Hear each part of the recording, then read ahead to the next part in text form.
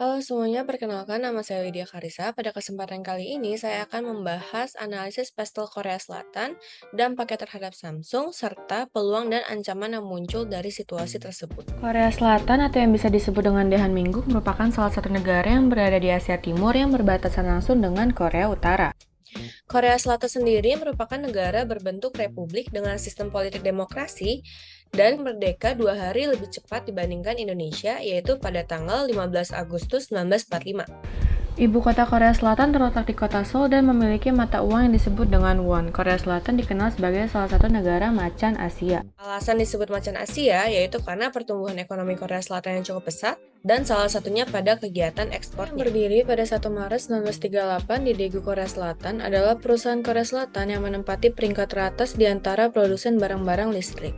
Samsung memiliki filosofi perusahaan yang lugas, mendedikasikan talenta dan teknologinya untuk menciptakan produk dan layanan unggul bagi masyarakat global yang lebih baik.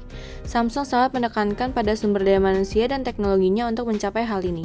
Samsung berfokus dalam memproduksi berbagai macam elektronik konsumen dan bisnis, termasuk sistem terintegrasi, pemutar media digital, semikonduktor, dan peralatan. Kondisi politik di Korea Selatan yaitu adanya ketegangan antara Korea Selatan dan Jepang, di mana Jepang membatasi ekspor 3 bahan kimia yang digunakan oleh beberapa perusahaan teknologi di Korea Selatan termasuk Samsung. Barang-barang yang diimpor dari Jepang ke Korea Selatan biasanya adalah bahan spesialis yang digunakan dalam produksi chips dan tampilan smartphone. Yang mana sangat penting dalam banyak elektronik yang diproduksi di Korea Selatan. Barang-barang yang dibatasi Jepang dalam hal ekspor adalah fluorinated polyamide, bahan baku untuk membuat layar HP atau televisi, photosensitizing agent resist, bahan untuk memproduksi chips bisa dikatakan sebagai otak dari handphone, dan hydrogen fluoride, berguna untuk membersihkan chips. Penghentian pasokan 3 jenis bahan kimia tersebut secara telak memukul produsen elektronik terkemuka di Korea Selatan seperti Samsung. Kebijakan ekspor akan mempengaruhi rantai pasokan semikonduktor global. Berkurangnya produksi akibat kekurangan bahan penting dari Jepang ini akan mempengaruhi permintaan perusahaan lain. Dan kekurangan pasokan produksi akan berdampak pada pasar produk memori chip dan smartphone. Korea Selatan menganut sistem ekonomi campuran dan telah mencapai pertumbuhan dan kemajuan yang luar biasa selama 4 dekade terakhir. Dengan ekonomi mereka menjadi ekonomi terbesar ke-10 pada tahun 2020 mencapai 1,6 triliun dolar dalam PDB. Korea Selatan adalah anggota dari berbagai organisasi ekonomi internasional seperti G20, APEC, WTO, dan OECD.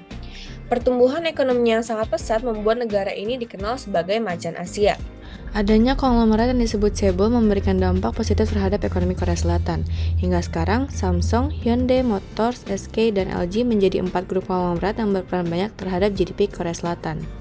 Bahkan pada 2021 lalu, 4 grup ini berhasil memanfaatkan 778 triliun won untuk GDP Korea Selatan. Pendapatan per kapita Korea Selatan pada tahun 2021 adalah 35.000 dolar, tertinggi sejak 2010. Namun diperkirakan akan turun ke level 29.000 dolar pada akhir tahun 2022. Penurunan pendapatan per kapita yang tinggi dapat menurunkan daya beli konsumen terhadap sebuah barang, sehingga menyebabkan penurunan penjualan bagi perusahaan yang bergerak di bidang produk elektronik seperti Samsung. Menurunnya penjualan juga berdampak pada menurunnya produksi barang dan jasa mereka. Korea Selatan adalah salah satu negara yang paling makmur dan maju di Asia dan di seluruh dunia. Sekitar lebih dari 51 juta orang menghuni negara ini. Korea Selatan peringkat salah satu negara paling berpendidikan di dunia, memiliki tingkat melek huruf yang tinggi secara signifikan sebesar 97,97% menurut survei yang dilakukan oleh World Population Review. Tingginya tingkat melek huruf di Korea Selatan berarti lebih banyak kesadaran tentang pengoperasian perangkat digital, sehingga menandakan peningkatan minat dan penjualan produk digital dan berpeluang untuk meningkatkan pembelian produk Samsung. Pandemi COVID-19 membuat karyawan yang tidak bisa berangkat ke kantor dan harus bekerja dari rumah atau bisa kita sebut dengan work from home. 75% perusahaan Korea Selatan yang telah menetapkan program kerja work from home akibat COVID-19 berniat untuk tetap menjalankan praktik tersebut meski pandemi telah usai. Meningkatnya pekerja yang work from home menyebabkan meningkatnya juga permintaan produk teknologi, salah satunya Samsung, untuk bekerja maupun bersantai. Samsung Electronics mengatakan dalam perkiraan pendapatannya, laba operasional bisa mencapai 9,3 triliun won atau setara dengan 8,3 miliar US dollar untuk Januari hingga Maret 2021. Angka tersebut naik 44,2% dibandingkan tahun sebelumnya. Korea Selatan menempati urutan ketiga negara termaju teknologi di dunia. Negara ini adalah salah satu pemimpin dunia dalam industri mobile dan smartphone.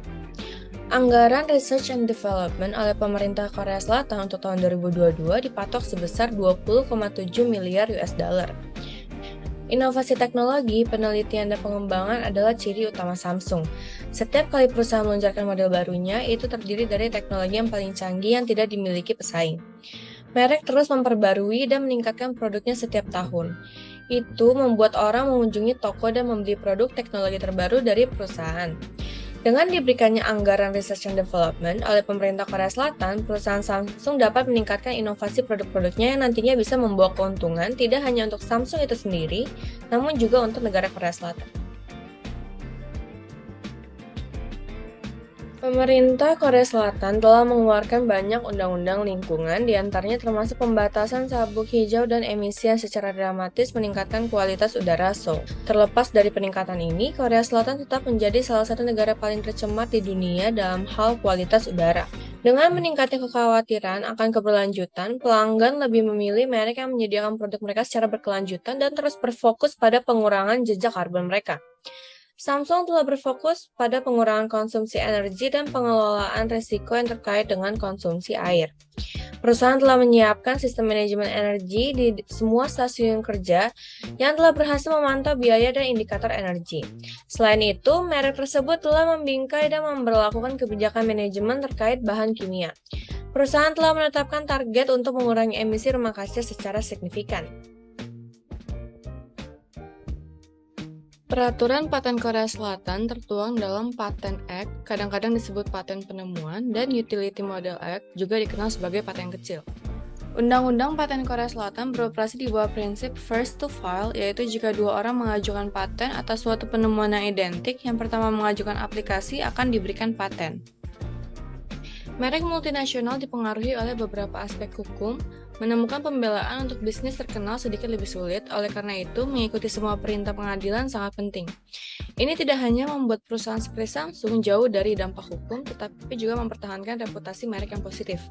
Sebagai perusahaan teknologi global, Samsung diwajibkan untuk mematuhi semua hukum yang berlaku. Seperti yang telah disebutkan, Samsung sangat menderita akibat meniru desain Apple. Berbagai upaya Samsung termasuk cara menghindari potensi masalah yang dapat timbul dari labirin hukum. Untuk menghindari kerugian yang tidak diinginkan dan masalah hukum bagi perusahaan, Samsung harus bermain aman di pasar dunia. Peluang dan ancaman. Korea Selatan berusaha untuk memenuhi kebutuhan bahan-bahan kimia untuk semikonduktor, sehingga apabila Samsung menggunakan bahan hasil produksi dalam negeri, hal tersebut bisa menekan biaya dalam pembuatan semikonduktor. Tingginya tingkat melek huruf di Korea Selatan berarti lebih banyak kesadaran tentang pengoperasian perangkat digital, sehingga menandakan peningkatan minat dan penjualan produk digital Samsung. Dan yang terakhir, jika Samsung menerapkan kebijakan pengurangan jejak karbon mereka dan terus memproduksi barang yang ramah lingkungan, citra perusahaan akan baik tidak hanya di mata customer saja, namun juga masyarakat banyak. Kita beralih ke ancaman yang muncul dari dampak kondisi politik ini terhadap Samsung, yaitu penurunan permintaan dan produksi Samsung karena menurunnya bahan kimia untuk pembuatan semikonduktor, dan akan berdampak juga pada menurunnya profit. Kebijakan work from home tidak akan berlangsung selama-lamanya. Saat dunia benar-benar pulih 100% dari COVID-19, ada kemungkinan pekerjaan dilakukan secara offline. Hal tersebut bisa memberhentikan peningkatan penjualan dari dampak work from home. Dalam melakukan research and development, Samsung harus memastikan bahwa inovasi pada produknya tidak sama dengan produk kompetitornya. Karena jika ada kesamaan, maka bisa memunculkan ancaman bagi Samsung.